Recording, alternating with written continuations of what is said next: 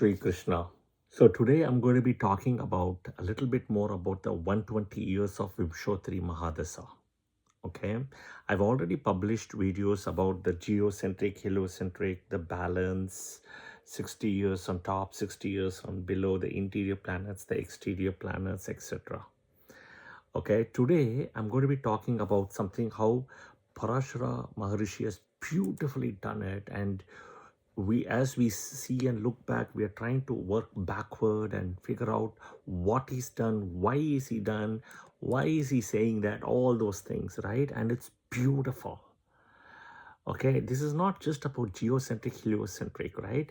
The way how he has placed the sequence, you know, after Ketu, Venus, after Venus, Sun, after Sun, Moon, after Moon, Mars, after Mars, Rahu, after Rahu, Jupiter, after Jupiter, Saturn, and then Saturn, Mercury. There are minute details which once you know more and more on astrology, the Vedic part, right? You actually can decode and understand, and you get this aha moments, right? And I have got this several times, several years before, but I am sharing this more in a public format in the YouTube here. But people, where I teach classes offline in Zoom and even in Clubhouse, right? This has been shared years before. Okay. Ketu. Ketu is a planet involved with Moksha Graha. Okay. So, in a way, if you see, it not only brings moksha, it brings past life karma, which you have achieved, you have mastered it, but it's about the past. Ketu is about the past. So, he's placed first Ketu in a way. Okay, clearly. But, but the thing is, this Ketu Mercury is very interesting because they are part of the Gandanta. All the Gandanta nakshatras, Ketu Mercury will be involved. Mercury in Pisces, Revati, Ketu in Mesha, Ashwini.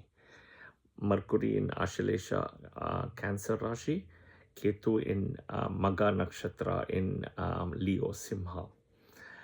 Same thing, Jeshta in Scorpio Rashi with Mula in Sagittarius, Dhanu Rashi. So they're all involved with the Gandhanta point. Okay.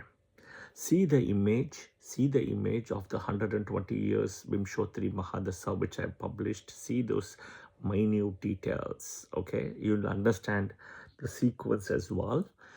There is a couple of notes I have specifically published in that is year is 360 days, not 365-25. You read Brahma Purana, you read Skanda Purana, a lot of Puranas consistently say that. Okay, consistently says 360 days. So you have to do the delta. Software doesn't do that for you. Most of the software does 365-25. Cosmic Insights, after I went and gave them the feedback, they changed it. Until then, they had 365-25. Parashara software has 360, 365-25. Okay, so you can go and see that. All right. So Cosmic Insights, after a lot of deliberation, they eventually added 360 and 365-25. So you have to change that. So many of the softwares typically gives 365-25, and that's a miss in my opinion. Okay. Next, lifespan at Kali Yuga. The book says, the Purana says 120 years. Okay. Which is kind of aligning to 120 years Vimshottari. Ashtotari says 108, which is only 8 planets. There is no Ketu. There is no Ketu. Okay, Ashtotari. Yogini, 36, again, 36 years, Kal Chakra out, everything. So Vimshottari aligns to what our Purana says in Kali Yuga, right? In Kali Yuga, 120 years. Okay, next.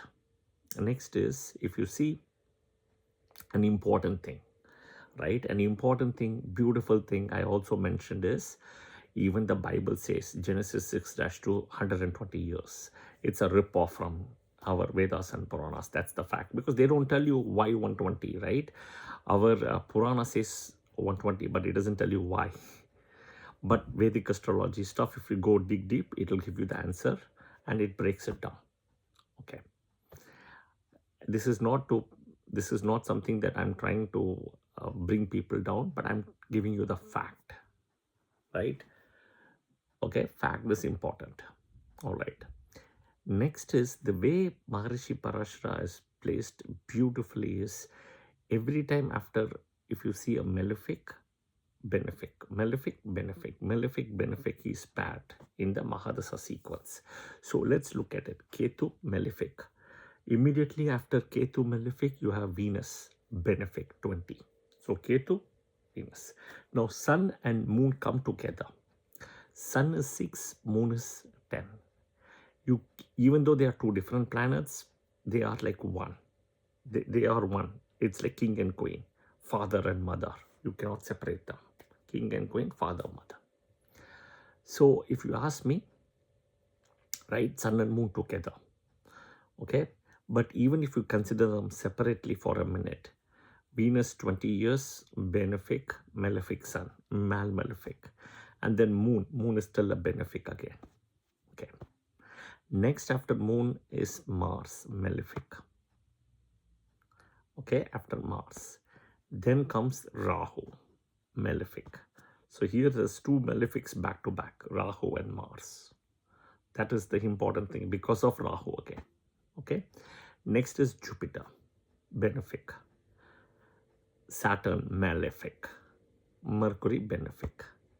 And then again, if you start Ketu, malefic. So you see how the balancing is done between benefic, malefic, benefic, malefic, benefic, malefic. Rahu is a little bit tricky here. Okay. Next you see how important and interesting is. In Vimshottari Mahadasha itself, the ruling planet for Vimshottari is Jupiter. Okay. The ruling planet for Ashtotari is Venus. Okay. So if you see, Jupiter in Vimshottari gets 16.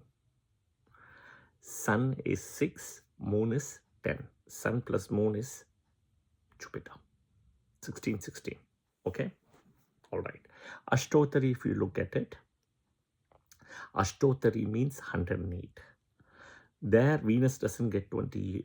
Venus doesn't get 20 years like Vimshottari. Venus get 21. And if you see, Sun is 6 there, and Moon will be 15.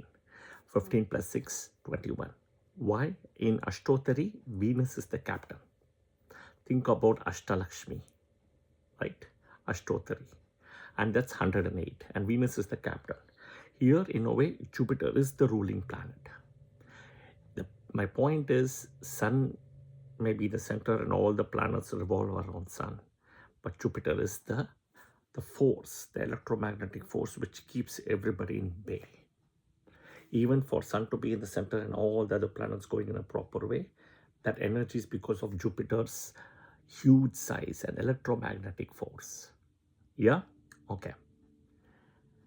Is this the best part I'm trying to say? The best is always the last, which I'll explain. There is always a question whether Ketu and Rahu, who is the stronger malefic? I've always said it's Rahu. Naisarika Bala, Rahu again. I have said it, I've published videos, you can watch it on YouTube. Okay. Now, let's look a step back. Say, who is the strongest benefic planet? Jupiter.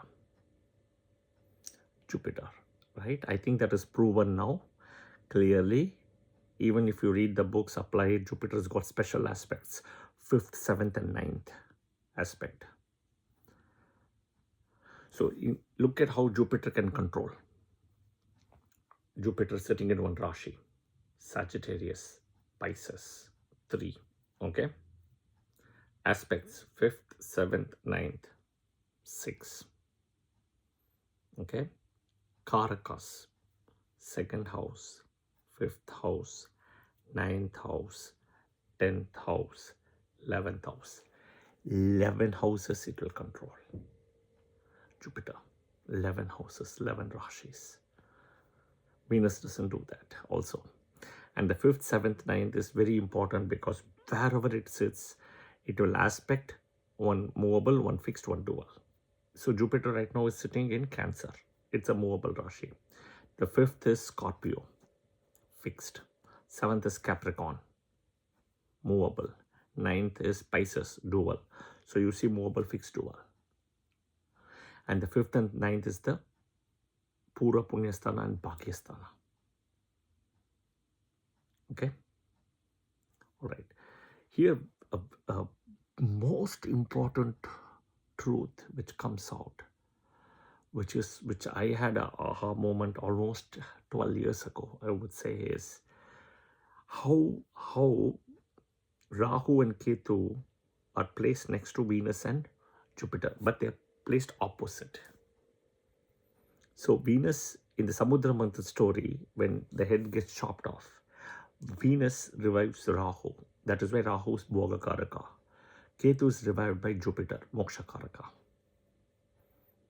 Okay? Now, see, after Ketu Mahadasha, Venus is placed to balance. And after Rahu Mahadasha, Jupiter is placed, balance.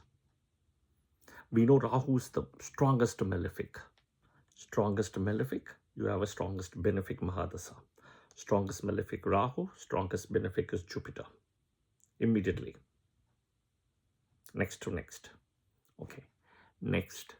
Second strongest malefic Ketu. Second strongest benefic is Venus. Next to next.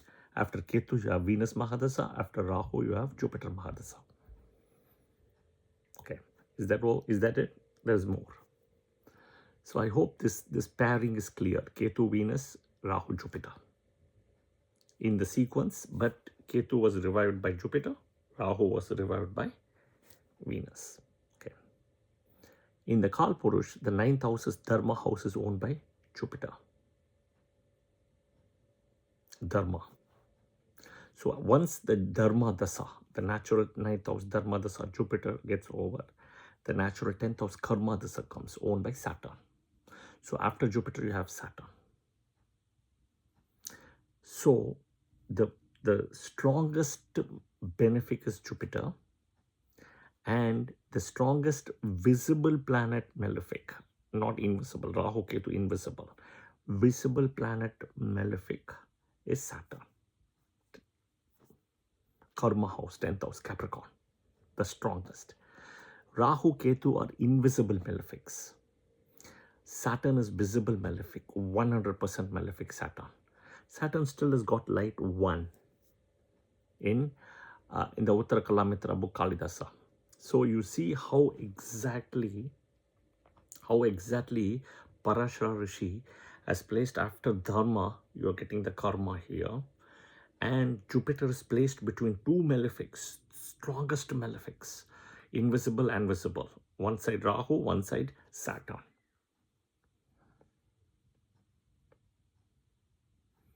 Unbelievable, right? Unbelievable. Okay, next, last. After you see how sun and moon are placed next to each other. Father, mother. In this, father comes first, then only mother comes second. The father, the gotra, the lineage, everything comes from the father. Mother is very important, regardless. Okay? So you see how Venus, Lakshmi, and then you have sun and moon. Venus comes first. So look at Lakshmi. She was never born, naturally from a womb. She came out. In Samudra Manthan, she came out. She was created by Adi Parashakti. She came out when digging the earth as Sita. She came out when Drupad did the puja for killing Dronacharya. Drishtadyumna and Draupadi came.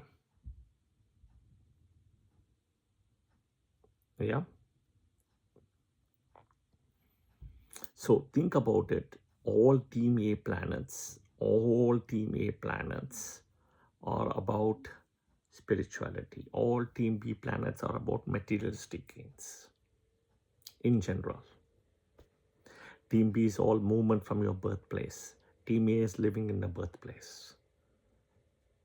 Yeah, but look at the sequence, look at it, the 120 years, why 120, the breakdown, why 360 days and not 365, 25, everything. Yeah, but I want to give the sequence example, very important here. Even the sequence has a structure to it. Okay, even the sequence, if you see, right, has a structure to it, which is very important. At some point, I will also publish a video about why Ketu gets 7, why Venus gets 20, etc. I will do that also. But I thought I will publish this short video for you guys to understand and explain this, how Parasharashi has beautifully placed it. And Jupiter, the strongest benefic is between two malefics, left and right, because he can still control it. Right? Rahu is about adharma, Saturn is about karma. Yeah? All right. I hope this was helpful. If you like the video, do press the like button and please share it with your friends and family. And of course, if you like this video, and do share your comments as well, and click the bell button, notification button as well, right? To follow the channel. Jai Shri Krishna. Thank you. And I will see you guys soon. Have a good day.